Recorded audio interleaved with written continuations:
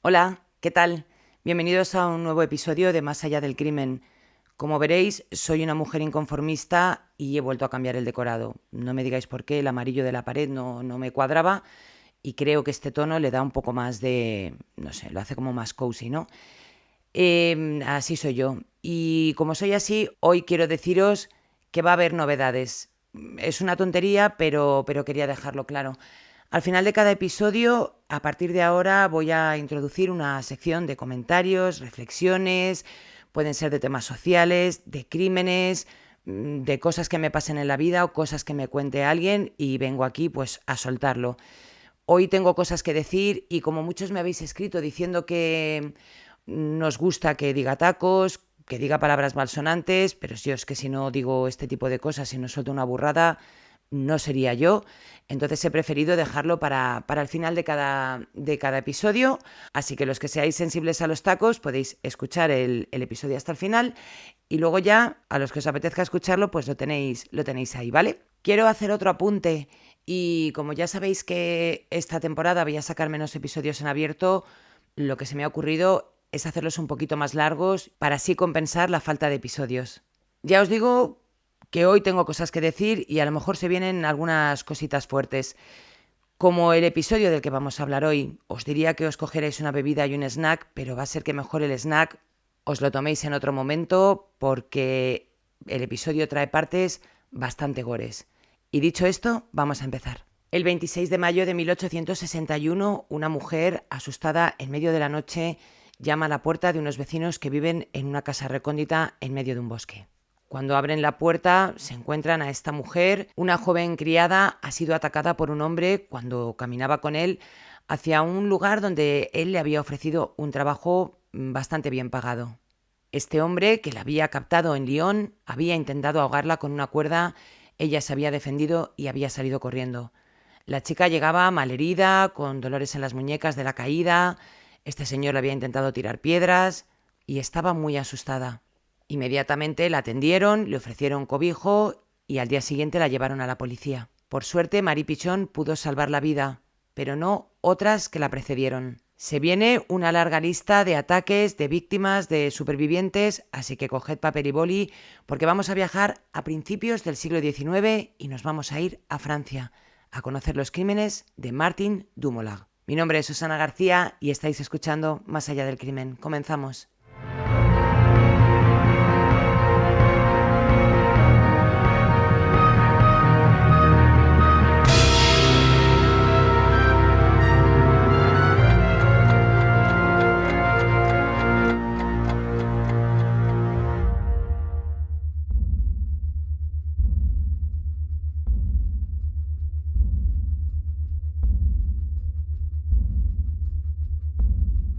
Para entender la historia de Martin, si es que se puede entender, tenemos que conocer un poco sus orígenes. Su padre, Pierre de Mola, nació en Hungría. Provenía de una familia noble bastante bien acomodada. Cuando se formó el Imperio Austriaco, la familia de Mola perdió parte de sus privilegios. En un acto de rebeldía y por querer volver a restaurar el honor a su familia, Pierre empezó a tramar un atentado contra el emperador Franz Joseph. No lo hizo él solo, lo hizo con un grupo de colegas, compatriotas, y muchos de ellos fueron capturados, fueron ejecutados y Pierre tuvo que huir de Hungría rápidamente como pudo.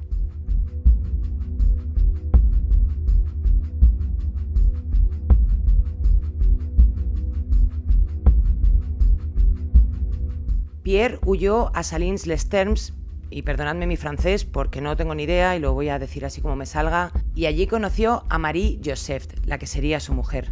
De Pierre se dice que tenía una educación exquisita, ya sabemos que venía de la nobleza y eso se notaba en sus modales y en su carácter. La pareja entonces decidió cambiarse de ubicación y estuvieron entre Dagnau y Tramoyer.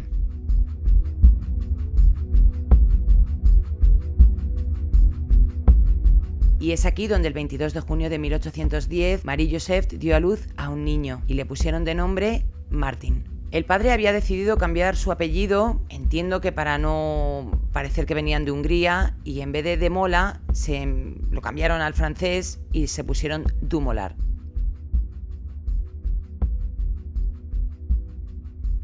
Cuando Martin tenía 3 años, su madre dio a luz a su segundo hijo, Raymond. Y fue entonces cuando la pareja decidió volver otra vez a Dagno. Aquí la familia era bastante querida. El único problema que tenían con ellos era Martin. Era un chico pues que daba problemas. Le habían pillado robando en alguna ocasión y era bastante rebeldillo, llamémoslo así. A muy temprana edad, el hermano de Martin, Raymond, falleció, dejando a la familia totalmente desolada, a la familia y al pueblo que les acompañó en todo momento. Pero la gente es muy mala y para intentar meter un poco en vereda a Martin, en vez de llamarle Martin, le llamaban Raymond. Y a él esto le afectó muchísimo porque había tenido que pasar por la muerte de su hermano, con lo que eso conllevaba, y ahora sus vecinos le estaban no insultando, porque al final era su hermano, pero sí usaban ese nombre para atacarle y ver si podían un poco cambiarle la conducta y a ver si se relajaba un poco y cogía un poco ejemplo de su hermano. Y esto lo único que provocó fue que Martin se hiciera más introvertido, se callara las cosas y se las guardara todo dentro. Martin empezó a cogerle asco a todo el mundo en el pueblo y al pueblo en general. Cuando Francia y Austria entraron en conflicto, Austria empezó a presionar a Francia y Pierre, el padre de familia, sabía que tenían que salir de allí huyendo para no ser capturado por los delitos que había cometido en Hungría al tramar la muerte del emperador.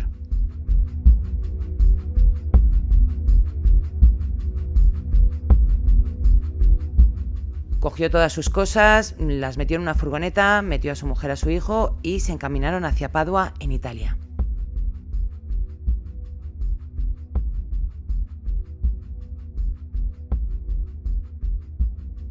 Cuando la familia estaba llegando a Padua, los austriacos habían sido más rápidos y estaban en la frontera. Pierre tenía 2 opciones: o darse media vuelta, salir huyendo, lo que levantaría sospechas, o tirar hacia Padua, hacerse el tonto y que no le reconocieran. Para su mala suerte, cuando intentó pasar la frontera, uno de los agentes que estaban allí le reconoció por un retrato que habían hecho cuando había intentado planear la muerte de este emperador. Y la familia, por lo tanto, fue detenida en ese mismo momento. Después de ser arrestados los 3, Marie-Joseph y Martin fueron puestos en libertad porque al final contra quien iban era contra Pierre. Y esto, imaginaros, en un país que no conocéis el idioma, donde el marido está encarcelado, no tenían dinero y por lo tanto se vieron obligados a pedir dinero en las calles, a pedir también alojamiento y a buscarse la vida como podían. Los agentes que le habían detenido contactaron con un antiguo compañero de Pierre para que le pudiera reconocer allí in situ. Este hombre viajó hasta Padua, le reconoció y por lo tanto fue juzgado y su condena fue pena de muerte. Y aquí es cuando viene un poquito la parte gore, por si os la queréis saltar. Pierre fue llevado a una plaza pública donde le ataron los brazos y las piernas a caballos que había a ambos lados. Cuando dieron el pistoletazo de salida, los caballos salieron corriendo y la intención era arrancarle los miembros directamente. Pero parece que no tenían demasiado espacio estos caballos para correr y no salieron tan fuerte como tenían previsto, lo que hizo que los brazos y las piernas no se las arrancaran, sino que se le dislocaran. Pierre comenzó a gritar de dolor y allí la gente estaba aclamando, gritando, aplaudiendo. Marie-Joseph no veía nada, no entendía tampoco el idioma ni sabía lo que estaba diciendo la gente que estaba allí y se le ocurrió la genial idea de subir a Martin a sus hombros para que pudiera ver qué estaba pasando. Y en el momento que lo hizo es cuando a Pierre le estaban ejecutando. Al estar muerto de dolor y no haber muerto de la manera que tenían planeada, pues empezaron a cortar en pedacitos allí mismo, delante de todo el mundo y delante de un niño que para entonces tenía 4 años. Y esto, os podéis imaginar que fue un trauma para Martin. Ver cómo ejecutaban a su padre en la mitad del pueblo, la gente aclamando y gritando, muy bárbaro todo. Sin un sitio donde ir, sin dinero, sin conocidos, madre e hijo decidieron marcharse otra vez a Francia. Y todo el peso de la familia recayó en el pequeño Martin, ya que su madre perdió las ganas de vivir, cayó enferma, cayó con depresión y se veía obligada a pedir en la calle cuando se podía levantar de ánimo esta mujer. Apenas comían y Martin lo que hacía era salir a cazar, matar conejos y más o menos pues era de lo poco que vivía esta familia. Decidieron entonces volverse a Salins, donde la familia de Marie se encargó de ella, porque básicamente ya os digo que esta señora no tenía ni fuerzas, ni ánimos, ni ganas de vivir, y eso a pesar de que tenía un hijo pequeño. Había sido demasiado para esta mujer.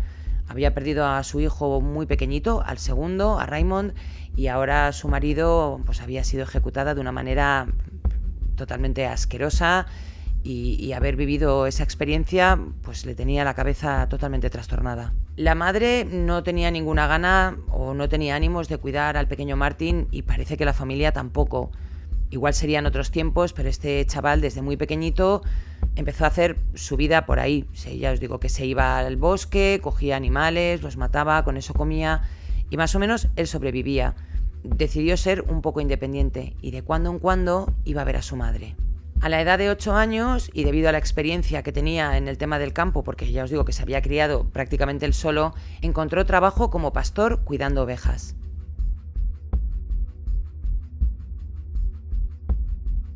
Martin decidió vivir como una especie de ermitaño en el bosque, en el campo, y se acercaba a la ciudad, la verdad que bastante poco. No tenía mucho contacto social, le gustaba estar ahí y era feliz. Cuando las ovejas eran llevadas pues, a alguna feria o algún tipo de evento, Martin no tenía trabajo y entonces le daban trabajo en distintas granjas. Tenía la experiencia, le recomendaban y así iba pasando de un sitio a otro, donde se iba quedando hasta que volvía otra vez a su trabajo de pastor. No tendría más de 10 años cuando Martin tuvo un pequeño accidente, se cayó y se hizo polvo la espalda. Y en aquella época, y debido a su situación, pues no es que fuera asistido por un médico. Esto le provocó estar un tiempo de baja, entre comillas, porque no existiría la baja como existe ahora, hasta que se recuperó. Y creo personalmente que no se recuperó nunca. Martin dicen que era conocido por tener una joroba bastante prominente, que puede ser que fuera del accidente que tuvo. Debido a su condición física, Martin perdió el trabajo y se volvió a quedar literalmente en la calle con una mano delante y otra detrás. Y entonces decidió volver a delinquir como había hecho cuando era pequeño. Al principio solo robaba lo que era comida y efectos que le necesitaba para sobrevivir. Y de ahí escaló a cosas como joyas, todo lo que podía pillar. Lo que hacía con estas cosas que robaba es que iba de pueblo en pueblo, las iba vendiendo y puntualmente hacía trabajos en granja porque tenía bastante experiencia a pesar de su corta edad. Se fue ganando una buena reputación y fue así como encontró trabajo en un castillo.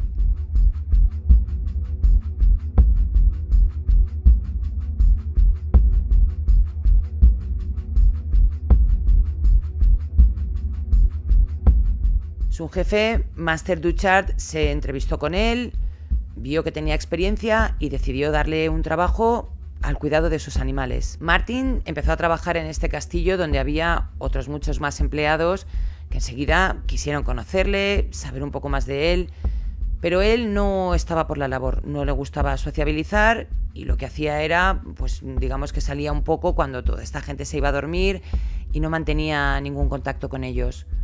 Una noche su jefe le dijo que se sentara a cenar con ellos, él accedió porque entendía que era lo que tenía que hacer al ser un empleado, y en esta cena intentaron sacarle información para ver un poco de dónde venía, qué había sido de su pasado, conocerle un poco más. Pero Martin, salvo que fuera alguna orden de tema trabajo, no se abría y no quería contar nada de su vida a nadie.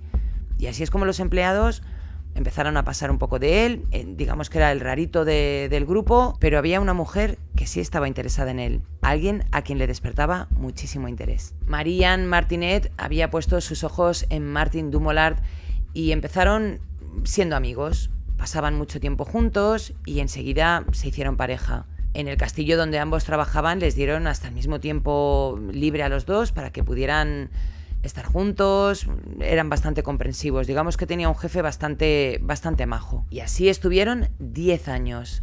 10 años de relación en los que esta mujer ya pensó que llegaba la hora de casarse. Se hacía mayor y antiguamente pues era como quedarse para vestir santos. A Martin la idea de casarse, digamos que no le hacía mucha gracia porque eso significaba perder un poco de su libertad, entre comillas, y no lo veía claro. Pero tened en cuenta también que antiguamente, si no te casabas, no tenías relaciones. Y esta pareja no había tenido relaciones salvo algún beso o algún abrazo. Esta mujer le empezó a presionar con que si se casaban, pues iban a poder tener relaciones completas, iban a poder hacer un montón de cosas, y esto a Martin, digamos que ya le empezó a animar un poco más y decidió casarse con la que hasta entonces era su novia.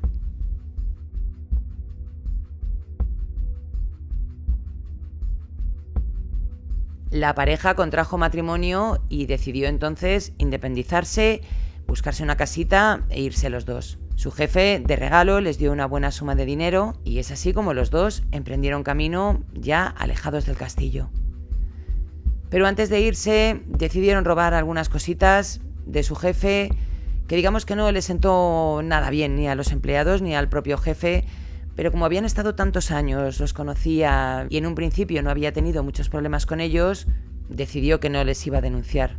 La pareja recién casada, que pensaba que sí que les habían denunciado, decidió literalmente largarse de Francia y viajar hasta Suiza, hasta que se dieron cuenta de que nadie les había denunciado o al menos no eran perseguidos. Para entonces Martin tenía 30 años y allí en Suiza, en un pueblo llamado Le Montelier, en Cotier, encontraron una pequeña cabañita que decidieron comprar con el dinero que les había dado el jefe y con parte de lo que habían vendido de las cosas que habían robado del castillo antes de marcharse. La idea que tenían era vivir bien, pues no tener que trabajar demasiado, pero pronto el dinero que tenían entre la cabaña y el salir a comer y hacer tipo de vida para el que no tenían demasiado dinero, pues este dinero pronto se empezó a gastar y se empezaron a quedar sin nada. Entonces Martin decidió y convenció a su mujer para vender la pequeña cabaña que habían comprado, sacar algo de dinero y decidieron viajar hasta Dagno, que es donde Martin se había criado. Aquí decidieron también comprar una casa en el campo, pero como les había pasado antes, se habían gastado parte del dinero, no se cortaban en nada en salir o lo que se pudiera hacer en la época, salir a comer, disfrutar un poco de la vida, y pronto Martin se dio cuenta de que se tenía que poner a trabajar. Encima su mujer, que había sido criada durante un montón de años, tampoco tenía intención de trabajar y sabía que él era el proveedor de la familia y que o se ponía la pila o no iban a poder tener para comer. A pesar de su experiencia en el campo y con los animales, Martin no encontró trabajo con la experiencia que tenía y decidieron darle un trabajo como pescador. Y aquí tuvo un problema, tuvo un pequeño accidente, se cayó del barco y digamos que este acontecimiento hizo que perdiera su empleo. Martin y su mujer se estaban quedando sin nada, él no encontraba trabajo, hablaron de que ella trabajara como criada otra vez, pero tampoco es que en ese pueblo se necesitaran criadas. Por lo tanto, Martin se vio otra vez obligado a buscarse la vida para proveer a su mujer y así poder salir adelante los dos. Sin dinero, sin trabajo, la mujer de Martin empezó a presionarle y bueno, pues no encontrando ningún empleo, Martin decidió que lo que iba a hacer es ir a Lyon y atacar a mujeres, robarlas y así poder subsistir. Al principio iba robando, iba sacando dinero pues para mantenerse una semana, unos días, pero su mujer, Marianne, quería más y le presionaba para que saliera a seguir robando.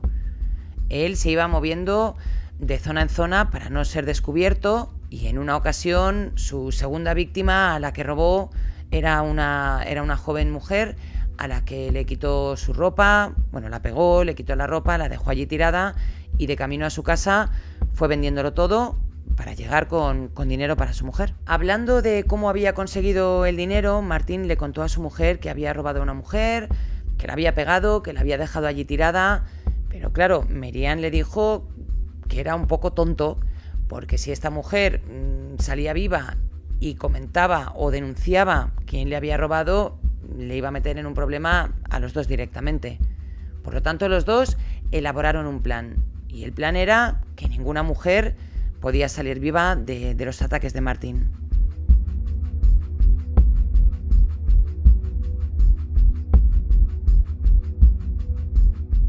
Con el plan ya estudiado y en marcha, Martin se dirigió a Lyon, donde conoció a Marie Card, una criada a la que le propuso un trabajo en una granja o en un castillo, no sé, en una zona bastante alejada, donde el jefe de Martin le había pedido que buscara a una criada. El sueldo era altísimo para lo que se pagaba en aquel momento, pero la mujer en ese momento no podía, no pudo, y entonces Martin decidió buscar a su segunda víctima. En febrero de 1855, Martin conoció a Marie Badey, una joven criada que en el momento en el que la conoció estaba teniendo problemas con su jefa y no le costó nada convencerla de que él trabajaba en una granja, en una especie de, no sé si castillo. El caso es que trabajaba en un sitio donde su jefe le había enviado a la ciudad para buscar criadas. El sueldo que ofrecía era bastante alto, así que Marie Badey, viendo que su jefa no le pagaba y que tenía este tipo de problemas económicos, decidió unirse a Martin y juntos hacer el camino hacia este nuevo y suculento empleo. La idea de Martin era llevar el carruaje de esta chica, meterla en el bosque y una vez que estuvieran dentro, atacarla, matarla, robarle su ropa, todos los enseres que llevaban el carruaje, venderlos y así por lo menos su mujer estaría contenta, llevaría dinero a casa. Y esta fue la última vez que se vio a Marie Badey con vida. Un par de semanas después, unos cazadores que iban por un bosque en Montauban, en Tramoyé, encontraron el cuerpo sin vida de Marie Badey. Su identificación duró meses para intentar pedir ayuda ciudadana y tratar de identificar la identidad de esta mujer que habían encontrado tirada y abandonada en un bosque. La policía decidió contratar a un fotógrafo. Fue la primera vez que se utilizó este medio para pedir la ayuda de la sociedad para intentar identificarla. El fotógrafo realizó las fotografías oportunas y las distribuyeron por todos sitios a ver si alguien podía identificarla. Os recuerdo que las fotos son de una mujer ya muerta. Primero fue identificada como Marceline Ganelli, pero después de que su familia no supiera nada de ella y enterarse de que esta foto estaba por ahí, pues fueron a la policía y a través de los objetos personales y de las pocas cosas que quedaban de ella pudieron identificarla. Aquí testificó su antigua jefa, Madeleine O'Sandon, quien le contó a los gendarmes que el último día que la vio con vida iba acompañada de un hombre y que se había despedido de ella discutiendo y diciendo que había encontrado un trabajo muchísimo mejor donde la iban a pagar muchísimo más de lo que le pagaba a ella. Tenían muy pocos datos de la descripción de este hombre y la policía, por equivocación, detuvo a Jacques Berger. Después de este primer ataque y quedarse sin dinero, la mujer de Martin le dijo que tenía que salir a buscar otra víctima. Martin, que ya había hablado con Marie Card, la que le había dicho que en ese momento no había podido, para ver si esta vez la mujer colaba y podía llevársela al trabajo y para robarla. Pero Marie Card declinó su oferta y sin embargo le dijo a Martin que tenía una amiga que tal vez sí que estaba interesada. Esta mujer presentó a Martin a Olympie Alubert, quien para ese momento no tenía trabajo y la oferta de Martin le pareció una ideaza. Os he dicho que esto ocurrió en marzo, pero a Olympie la había conocido en febrero, a finales de febrero.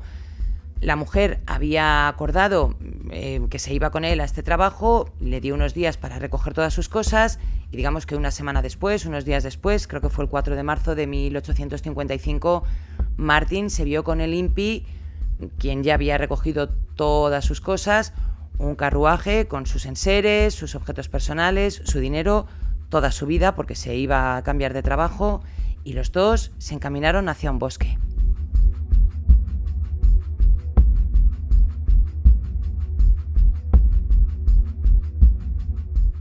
Claro, una vez que llegaron a un área solitaria y recóndita, Martin empezó a sacar el tema del dinero, que cuánto tenía, que dónde tenía su dinero, y Olympie no tenía muy claras las intenciones de este señor. Había visto las fotos de Marie Badey y el hecho de irse con un hombre a una zona oscura, recóndita, y que le estaba hablando todo el rato de dinero, le hizo sospechar y quería salir de ahí como fuera. Martin había ido todo el camino hablando con ella, era un hombre majo, parece que era un tío educado, hasta que dejó de serlo. Se estaba haciendo de noche y la cosa no pintaba de lo más agradable. Martin intentó convencerla, hablando con ella, diciéndole que el sitio donde tenían que ir estaba nada más pasar el bosque. Pero claro, pasar el bosque llevaba mucho más tiempo del que él le había dicho dónde estaba la casa. Es decir, que tenían que andar mucho más de lo que le había dicho y ella no lo tenía muy claro. Le dijo que tenían que parar, que tenían que buscar cobijo, un sitio donde pasar la noche. Y ya os digo que este Martin empezó a decirle, no, si esto está aquí al lado, esto está tal. Aquí al lado no, había que andar bastante y Olympe se mosqueó y de repente cogió y salió corriendo. Martin no tenía ninguna intención de que esta mujer se le escapara y que diera detalles sobre cómo era y de que le pillaran. Así que empezó a tirarle piedras. Por suerte, ninguna le dio. La mujer corrió todo lo que pudo hasta que encontró una pequeña cabaña donde empezó a llamar a la puerta como una loca. La mujer que vivía allí abrió la puerta y tras ver a Olympe desesperada, angustiada y muy asustada, decidió acogerla esa noche en su casa. Por la mañana la acercó hasta la gendarmería, donde pudo dar una descripción física de su atacante. Ella les contó que era un hombre con los ojos muy azules, que tenía una barba muy prominente. En algún sitio he escuchado que era muy alto, pero según un medio que he encontrado un poco de la época, o más o menos el medio oficial que transcribió el juicio, que luego hablaremos más adelante, dicen que era un hombre de mediana estatura. Era muy característico porque ya os digo que tenía el pelo muy oscuro, tenía una barba pues como de no haberse afeitado en muchísimo tiempo y tenía una especie de marca en el labio y una especie también de verruga. Tenía también una chepa que le hacía muy identificable. Le contó a los agentes que este hombre le había propuesto un trabajo en un sitio nuevo donde le habían ofrecido muchísimo dinero y este Martin era un empleado de este sitio al que el dueño había mandado a Lyon para buscar una criada. Olympe Aloubert pudo salvar su vida, dar testimonio de lo que había ocurrido, lo que hacía que Jacques Berger, el hombre que había sido detenido, no encajara con la descripción de Martin Dumollard. No tenían similares características y por lo tanto este hombre fue puesto en libertad. Los agentes no tenían mucho de dónde tirar, podía haber sido cualquiera y ya os digo que Martin no vivía muy cerca de Lyon, vivía como una zona recóndita y nadie le conocía. O al menos la descripción que tenían pues no encajaba con la gente más cercana. Por esta descripción los agentes pensaron que era otra persona, Martin Moriat, pero tampoco podía ser porque Martin estaba en la cárcel para el momento en el que había ocurrido este segundo ataque. Y así llegamos hasta septiembre de 1955. Martin decidió volver a atacar. Necesitaba llevar dinero a casa y lo de trabajar ya no era una opción. Conoció a Joseph Charletti, una criada de Bernaison. Un día que estaba en Lyon se cruzó con Martin, quien le ofreció trabajo, lo mismo que a las otras dos chicas, en una zona en Cotier. Aquí por lo menos ya tenemos, digamos, un poco la zona. Le vendió la moto de que iba a tener un sueldazo, de que las condiciones eran buenísimas, que no iba a tener que trabajar demasiado. Y esta mujer aceptó y quedó con él el 22 de septiembre de 1855. Y al igual que en las ocasiones anteriores, esta mujer empaquetó todas sus cosas, cogió su dinero, lo metió en su carruaje. Cuando os digo carruaje me refiero a un trozo de madera con ruedas y algo para tirar. Martin era el que llevaba siempre los carruajes de estas mujeres y volvió a hacer las mismas preguntas.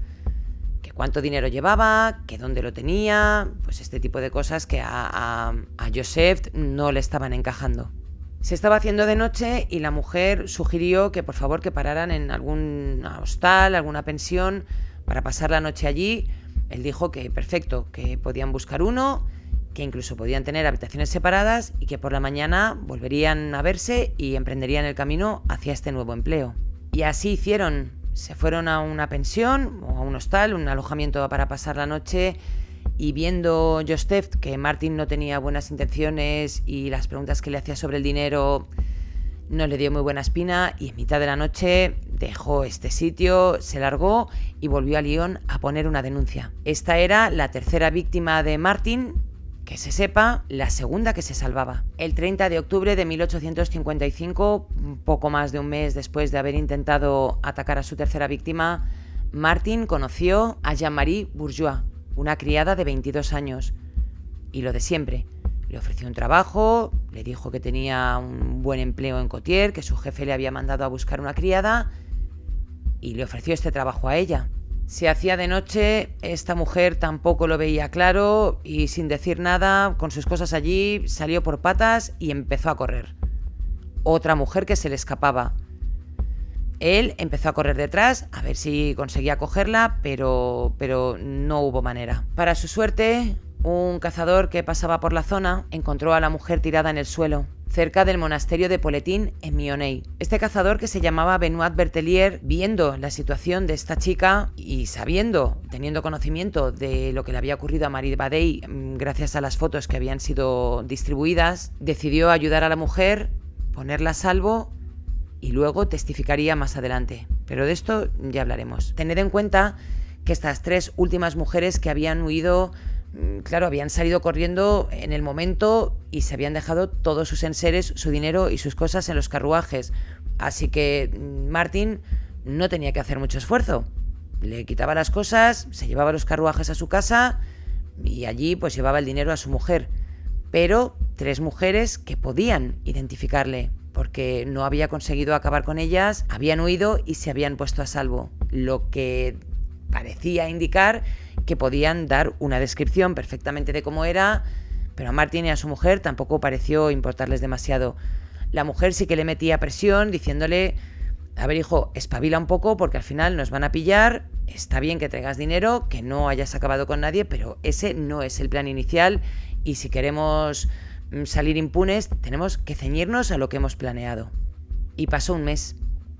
En noviembre de 1855, Martin volvió al ataque. Conoció a Victorine Perrin, una criada de 22 años, igual que la anterior. Ella era de Lons-le-Saunier y le propuso lo mismo que a las anteriores: un trabajo, un buen sueldo, pocas tareas, pero tenían que ir hasta la zona de Cotier. Aquí ya se había espabilado un poquito Martin y le dijo: oye, mira, ya que vas a estar allí un tiempo, que es un trabajo estable, que es para muchísimos años, llévate todo lo de valor, tranquilamente, que allí vas a estar cuidada y protegida, y es tontería que dejes cosas de valor donde no sabes si vas a volver. Cuando llegaron a Neyron, el pueblo, la localidad donde habían llegado, estaba abarrotado de gente. Entonces Martin, que iba con Victorine, al verse en un momento rodeado de gente, digamos que se perdieron de vista, se separaron. Ella intentó subirse a un poste de la luz para intentar ver dónde iba este hombre, porque además Martin a esta mujer no le había dado su nombre, por lo tanto ella no tenía manera de buscarle, ni de identificarle, ni de nada. Y no encontró a Martin. La mujer tuvo que volver de vuelta a Lyon con un cabreo de 3 narices, pensando: soy tonta, he perdido el trabajo de mi vida y encima me he quedado sin mis cosas porque este señor me las iba llevando. Cuando llegó a la comisaría, los agentes, que ya tenían en conocimiento todo lo que Martin estaba haciendo con las criadas a las que mentía y estafaba y luego robaba, le dieron la enhorabuena por haber sobrevivido. Esta señorita no tenía ni idea de qué le estaban hablando. Ella iba con su cabreo inicial de he perdido mis cosas y he perdido un trabajo, sin saber lo afortunada que había sido. Claro, cuando se lo contaron, pues ya pensaría: de la que me he librado. El caso de Victorine había ocurrido en noviembre de 1855 y parece que desde ese momento hasta 1859 Martin no volvió a atacar a nadie. Digo parece porque de algo tendría que vivir y porque también habría alguna víctima más que luego conoceremos. El caso es que para este momento los agentes desde 1856 hasta 1859 no tienen información de Martin, no hay ningún caso nuevo, no hay víctimas, no hay nada y no tienen al culpable, y de momento llevamos una víctima fallecida y 4 mujeres que han conseguido salvarse. 17 de enero de 1859. Volvemos a Lyon. Martin conoce a Julie Fargot, una joven criada que había perdido su empleo ya que estaba embarazada. Martin aprovechó la vulnerabilidad de esta pobre chica y su situación para ofrecerle un buen trabajo, con lo de siempre, buen sueldo, poco esfuerzo. Y esta chica, que encima estaba embarazada, que no tenía dónde ir, aceptó la oferta. A esta chica le dijo que el trabajo era en el área de Sant-André de Corsi, no en el mismo área que le había dicho a sus anteriores víctimas. Julie, que para este momento ya iba de camino con Martin hacia su nuevo empleo, se había quedado embarazada de su antiguo propietario. y digamos que para quitársela un poco de encima y no tener ninguna responsabilidad, además de haberla echado de su casa, le había dado algo de dinero para que pudiera subsistir un tiempo, y si te he visto no me acuerdo. Ella llevaba el dinero que le había dado su jefe y padre de su hijo en una bandolera que llevaba cubriéndose la tripa. Y en algún momento le contó a Martin su situación, que estaba embarazada, y Martin, bueno, parece que paró a pensárselo un tiempo, unos minutos de reflexión, y después de pensárselo o hacer que se lo pensaba, le dijo que no pasaba nada, que allí la iban a coger bien, estuviera embarazada o no, cosa que a Julie le pareció maravilloso.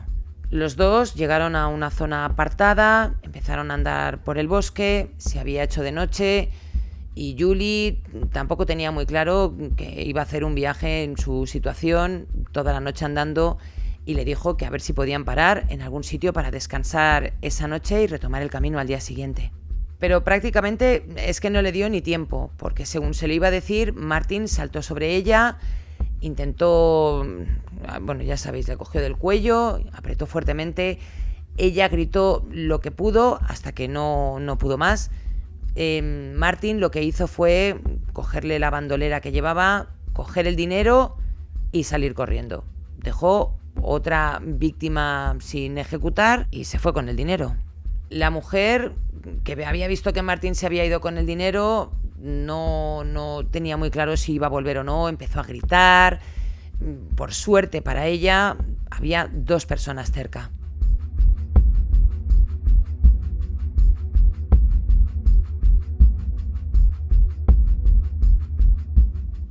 Simone Mallet y su hijo Luis, que se encontraban cerca de la zona, escucharon gritar a Julie y corrieron todo lo que pudieron hasta que la encontraron.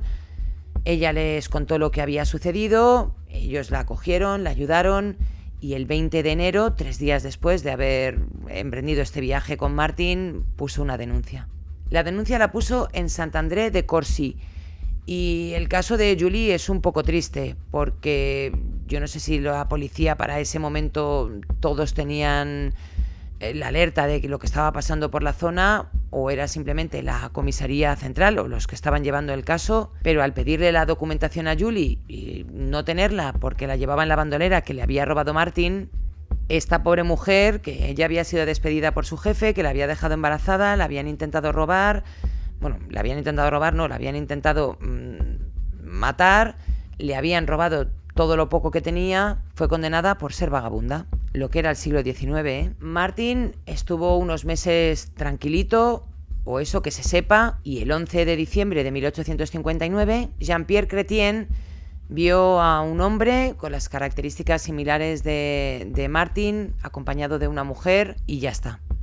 Muy poco tiempo después de haber visto a la pareja andando juntos, volvió a ver a esta chica, cuyo nombre no se sabe, está sin identificar en la lista de víctimas de Martin. Salió corriendo del bosque y la vio este señor otra vez y le preguntó que qué le ocurría.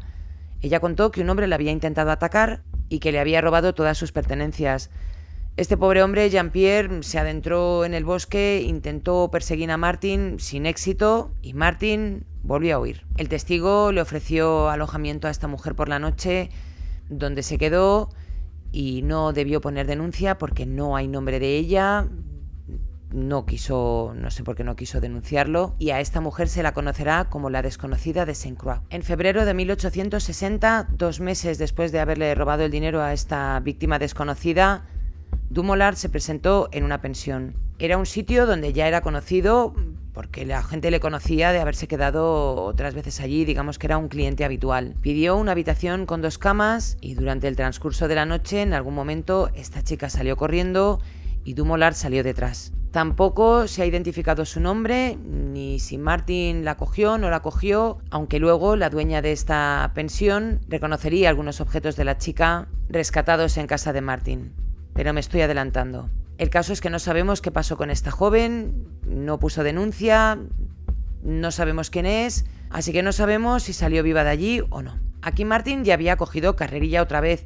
El último ataque había sido en febrero de 1860 y ahora ya estamos en el 29 de abril de 1860, poquito menos de 2 meses después. Ese día Martin conoció a Louise Michel. La convenció de que tenía un trabajo maravilloso en un sitio idílico, que iba a tener que trabajar muy poco, sueldazo, todo lo que ya sabemos, lo que repite Martin a cada una de sus víctimas, y esta mujer accedió.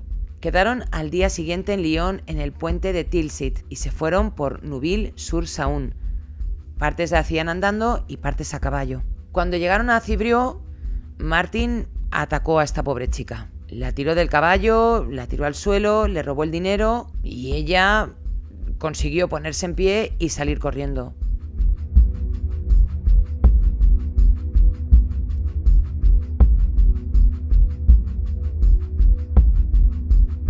Louis Michel fue más inteligente y, sabiendo que él iba a caballo, decidió salirse del camino de la carretera y meterse bosque adentro para evitar que el caballo pudiera pasar por zonas donde iba ella y así poder escapar. Y lo consiguió. La mujer consiguió ponerse a salvo y ser atendida por un granjero de la zona de nombre Claude Aymond. Martin siguió su camino tranquilamente. Y allí, para mala suerte de Martin, durante su camino de huida, no sé si vamos hacia su casa o hacia Lyon o dónde leches iba este señor, se encontró con Simon Mallet y su hijo Luis, quien en enero de 1859 habían ayudado a Julie Fargot. El granjero que ayudó a la última chica y estos dos cazadores que salvaron la vida de la chica anterior serían luego testigos en el juicio. 28 de mayo de 1861. Martin sigue imparable y con su idea firme de robar y atacar a toda la mujer que puede. En el puente de Guillotier conoció a Marie Pichon. La mujer le dijo que estaba buscando trabajo como criada y a Martin esto pues le facilitó el camino. Le ofreció el trabajo de siempre, sueldo. Le dijo que el sueldo, en este caso sí que tenemos información del importe, porque le dijo que eran 250 francos anuales, que para esa época era un dineral. Un trabajo con pocas responsabilidades, con un gran sueldo y bien cuidada, y sin tener un trabajo, pues Marie aceptó. Cogió todas sus pertenencias, todos sus bienes, todos sus enseres, todo lo que tenía, y lo puso en el carruaje típico que se llevaba cada criada que iba con Martin. Esa misma tarde los dos cogieron un tren en Montluel y la historia se repite. Los dos empiezan a andar, empiezan a meterse en un bosque, empieza a anochecer. La situación no es la más adecuada para ir con un señor que no conoces de nada, pero ella iba convencida de que iba al trabajo de su vida. Y en un momento que la mujer estaba de espaldas a Martin, intentó ponerle una cuerda en el cuello. La mujer se defendió como pudo, consiguió salir corriendo. Martin empezó a tirarle piedras, la mujer seguía corriendo, no consiguió darle y corriendo llegó hasta la granja de los Joly en Balan.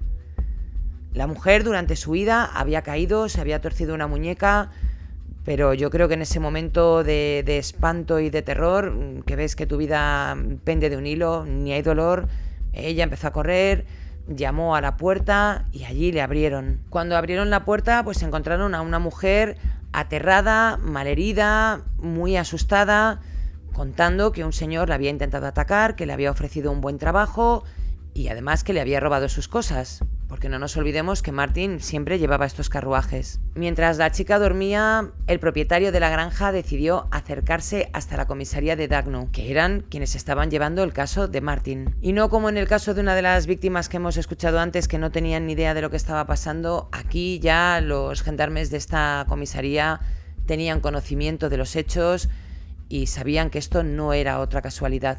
Marie Pichon, que le había dado una descripción física de su atacante al propietario de la granja, pues consiguió muchísimo haciendo esto, porque el propietario le contó a los agentes cómo era físicamente Martin, quien para este momento ya habían encajado su descripción con la que habían dado las víctimas anteriores y decidieron que este era el momento de cazarle sí o sí. No les costó mucho, porque si os había contado que los gendarmes estaban en Dagno y Martin vivía en Dagno, pues preguntando a los vecinos y dando su descripción, no les fue muy difícil encontrar la casa de Martin y de su mujer.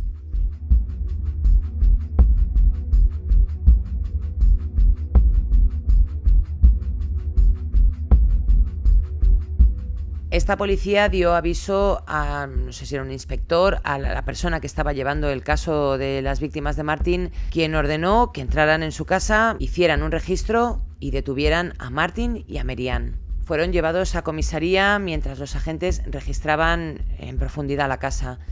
Y allí encontraron, no os lo vais a imaginar, porque había ropa de cientos y cientos de mujeres, enseres que luego relacionarían con algunas de las víctimas de Martin, y todo esto sirvió de prueba contra el matrimonio durante su juicio.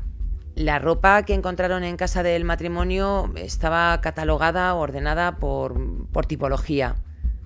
Tenían ropa que estaba más nueva, ropa más usada y ensangrentada, y como ya os digo, había cientos de prendas, lo que sugiere que las víctimas de Martin son muchísimas más de las que hemos comentado aquí. El arresto se llevó a cabo en mayo de 1861, y aquí paro para recordaros que de momento, de todas las víctimas de las que hemos hablado, solo ha habido una fallecida, otra de la que no se ha sabido si la cogió o no, la que salió de la pensión, pero para cuando detuvieron a la pareja, una familia denunció que su hermana había estado desaparecida desde febrero de 1861, 3 meses antes del arresto del matrimonio Dumollard. Marie Eulalie había sido vista por última vez hablando con un hombre que le había ofrecido un trabajo en las afueras, lo mismo que a todas. Sabemos, por tanto, que hay otra víctima fallecida más, porque entre la ropa que encontraron en casa del matrimonio, la familia de esta chica pudo identificar alguna de sus prendas. Cuando fueron interrogados, Martin no contaba demasiada cosa, no quería dar mucha información. Él lo que decía es que había conocido a 2 señores que le habían dicho que tenía que contratar a criadas para luego ellos pues robarlas, lo que fuera, que él simplemente era como un intermediario. Y por su parte, Mary-Ann se puso en contra de su marido. El 28 de julio de 1861, el juez Genot, que era el que iba a llevar el tema del juicio contra el matrimonio, le ofreció, digamos, que una especie de salvación a Mary-Ann, diciendo que si testificaba, si daba más datos de las víctimas de su marido, pues que le podían hacer la vista gorda en su pena y tal vez pues se beneficiara de algún privilegio. Y esta no se lo pensó 2 veces. Les contó que 4 años atrás su marido había matado a otra chica, con el mismo pretexto de ofrecerle trabajo como criada. Lo que les contó Mary-Ann es que su marido una tarde llegó con las pertenencias de una chica que le había robado unos pendientes de oro y después había vuelto al sitio donde había acabado con la vida de esta pobre chavala para enterrarla. Le dijo dónde había sido enterrada y tanto el juez como los agentes llevaron a Mary-Ann hasta ese punto para ver si su historia era real o no. Y allí estaba el cuerpo de esta chica.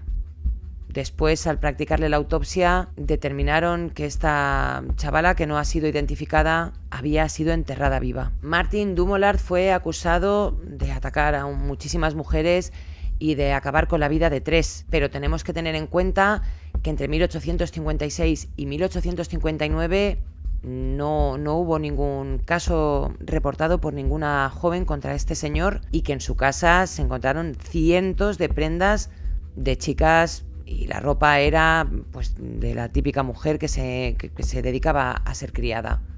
No era ropa de gente adinerada.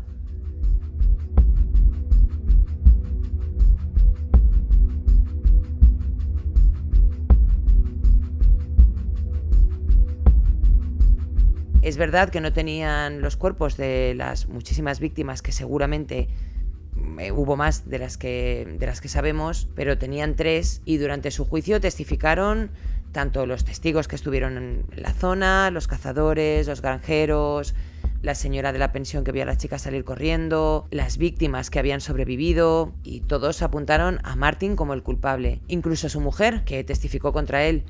Hubo partes de relatos que contó durante el juicio que se hicieron muy duros y obligaron a mujeres a salir de la sala. Allí, por lo visto, estaba llorando todo el mundo porque la manera en la que contestaba Martin era muy fría. Por poneros un ejemplo, el juez le dijo: sabemos que usted pegaba a su mujer, y dice: sí, pero eso era solo durante el día, y se reía. No sé, como si pegar a su mujer le hiciera mucha gracia. Tampoco nos vamos a fiar mucho de Mary-Ann, porque en parte era la instigadora, la que le presionaba para llevar dinero a casa y la que había tramado el plan con él para no dejar testigos vivos, básicamente. Me he leído las 34 páginas de las declaraciones de los testigos, de la declaración de este señor, de su mujer.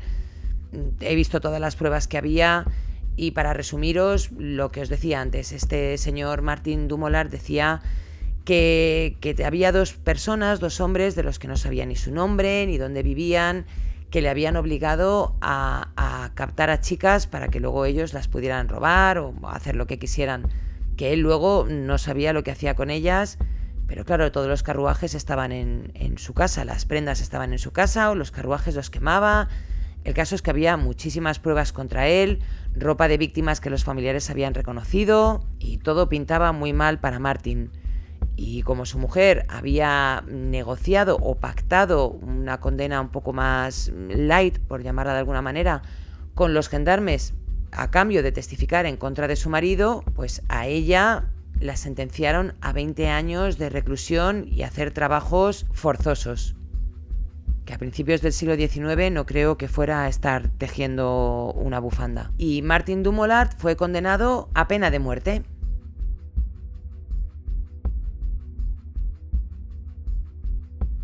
El juicio había dado comienzo el 29 de febrero, que ya tiene coña la fecha, de 1862.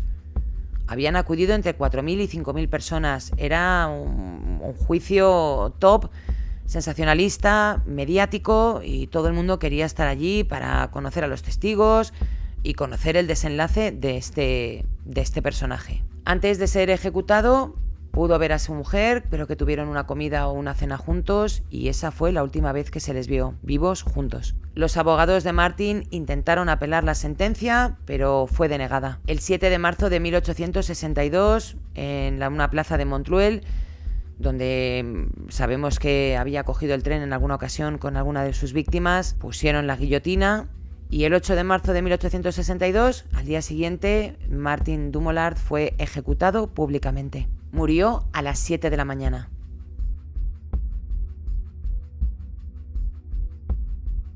Su mujer murió dentro de la cárcel, donde fue recluida creo que unos 10 años después de todo lo ocurrido. La cabeza de Martin, que había sido cortada por la guillotina, fue recolectada o guardada para analizar. En aquella época, pues, todos los psiquiatras querían conocer qué le pasaba a esta gente por la cabeza o estos asesinos en serie y tratar de llegar a alguna conclusión. Le separaron la piel de la cabeza y su cara está expuesta en un museo en Francia, en el Museo de Testut-La Targette.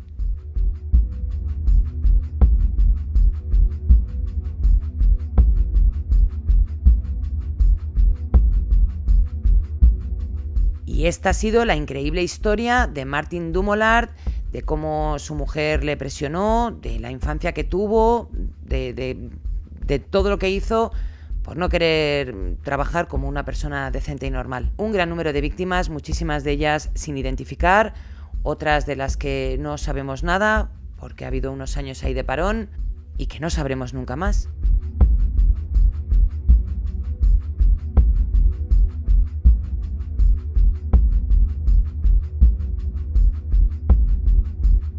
Gracias a todos por estar ahí y quiero darle las gracias a mis miembros de Patreon: Ruser, Sumi, Juan Perdomo, Lucas Raúl, Elizabeth, Lorena, Sonia, Paloma, Susana, Loreta, Laura, Carolina, Marta Proens, Aida, Lidia, Marina y Marta Saavedra.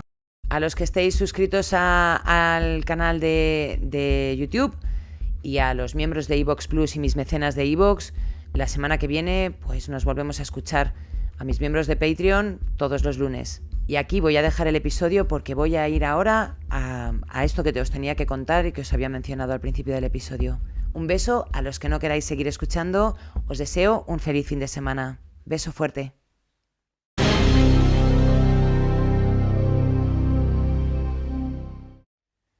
Bueno, llegamos ahora a la sección un poco más informal, donde me quiero despachar a gusto y donde quiero exponer ciertas cosas. Ya os he dicho que a veces hablaré de temas sociales, de crímenes que ocurran, lo que se me vaya viniendo a la cabeza o de lo que me apetezca hablar. Hoy quería volver a retomar el tema de los haters porque algunos me habéis escrito con muy malas formas, bastante desagradables, diciendo cosas como menudo podcast de mierda, yo no voy a pagar por eso, tienes que hacer más episodios en abierto. Y yo tengo un mensaje.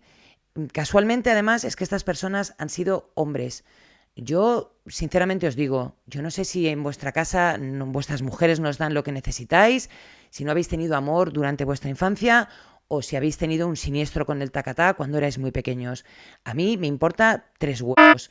Si tenéis problemas psicológicos, vais a un terapeuta. Pero claro, no va a hacer las sesiones gratis como hago yo los podcasts, ¿vale? Os van a cobrar. Entonces, de verdad, hacéroslo ver, porque soltar odio y hablar así, pues no sé, es que dice más de vosotros que de mí.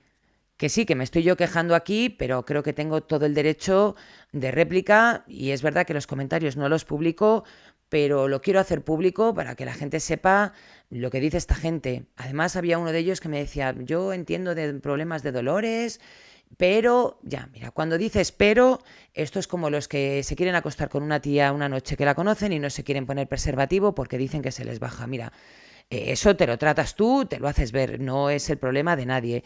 Y si tienes ganas de irte de un sitio, coges la puerta y te vas y no eres tan mal educado, ¿vale? Porque yo entiendo que a lo mejor estáis frustrados, que en vuestra casa no le podáis decir lo que queréis a ciertas personas, pero eso no es mi problema.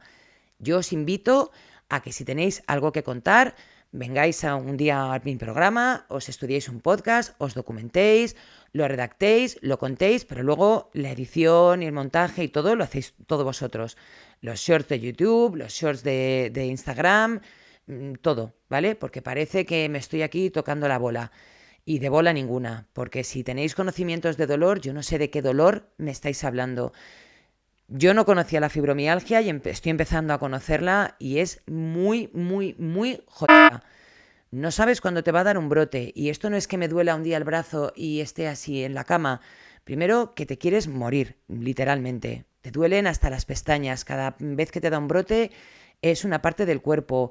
Tengo insomnio, tengo una casa, tengo una hija, tengo animales.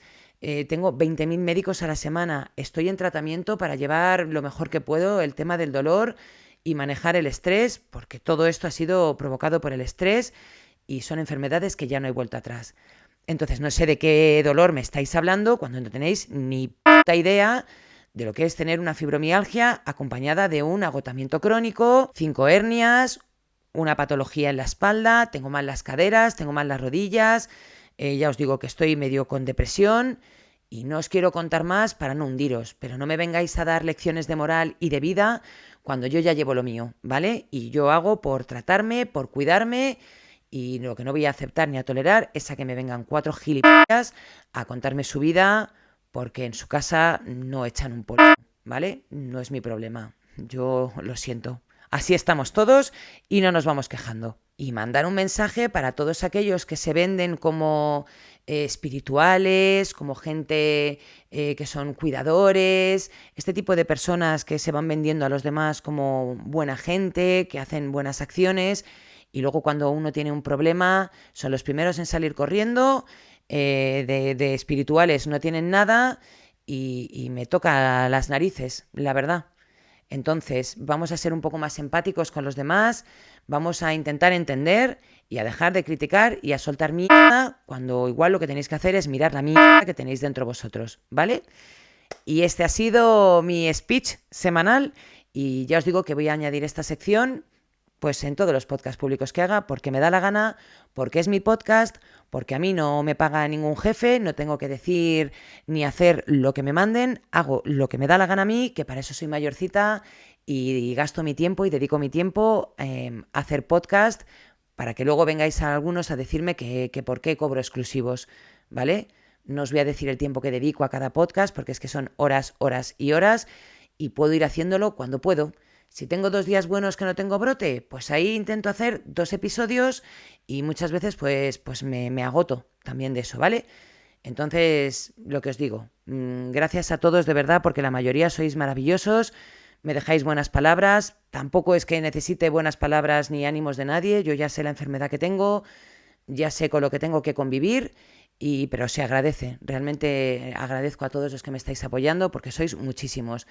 Y a estos dos mongolos, que no sé cómo llamarles porque no me sale otra palabra, que podría decir muchas más, pues un besito muy fuerte y cuando os trate el psicólogo, si queréis, volvemos a hablar.